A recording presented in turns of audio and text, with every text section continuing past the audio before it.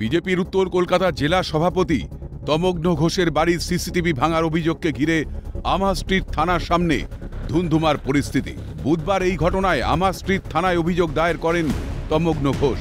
এই ইস্যুতে আমা স্ট্রিট থানার সামনে বিক্ষোভ দেখান বিজেপির কর্মী সমর্থকরা।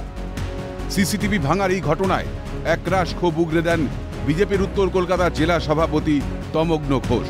তার দাবি, আমার যদি মৃত্যু ঘটে তার জন্য সম্পূর্ণ দায়ী হবে তৃণমূল। রাত্রিবেলা আমার ফিরতে দেরি হয়, ইলেকশনের সময় হামলা হবে, তো আমার এই যে যার ভাই বোনেরা রয়েছে এরা আমার প্রোটেকশন দেবে। আর একটা কথা সুস্পষ্টভাবে বলি, আমার ওপর হামলা ও করতে চাইলে করতে পারে, এরা প্রোটেকশন দেবে। আর যদি আমার মৃত্যু ঘটে তার জন্য সম্পূর্ণ দায়ী হবে তৃণমূল কংগ্রেস। এদিকে বিজেপির কর্মী সমর্থকরা যখন সেখানে বিক্ষোভ দেখাচ্ছিলেন, সেই সময়ই তৃণমূলের কর্মী সমর্থকরা সেখানে জড়ো হয়ে বিজেপির বিরুদ্ধে পাল্টা স্লোগান দেন। দুদলের কর্মী সমর্থকরা মুখোমুখি জড়ো হলে পরিস্থিতি উত্তপ্ত হয়ে ওঠে। পরে পুলিশ এসে পরিস্থিতি নিয়ন্ত্রণ করে। আগে নিজেদের গোষ্ঠীদ্বন্দ্ব মেটান খোঁচা জয়প্রকাশ মজুমদারে। দেখবেন, আগে নিজেদের দলের গোষ্ঠীদ্বন্দ্ব মেটান এবং সেইখানে সকলে বসে আলাপ আলোচনা করুন, যাতে একটা ভালো লড়াই দিতে পারেন, যাতে তাপস রায়ের জামানত জব্দ না হয়।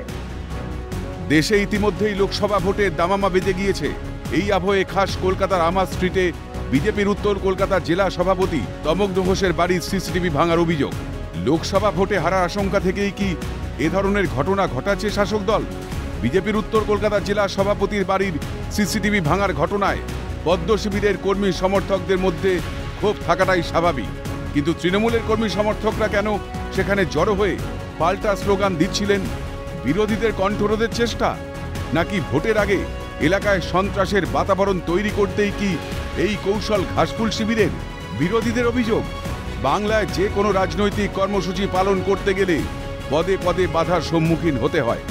আমা স্ট্রিটের এই ঘটনা কি বিরোধীদের সেই অভিযোগকেই মান্যতা দিচ্ছে না? ক্যামেরায় জ্যাকি সিং এর সঙ্গে অভিরূপা সাহার রিপোর্ট, ক্যালকাটা নিউজ।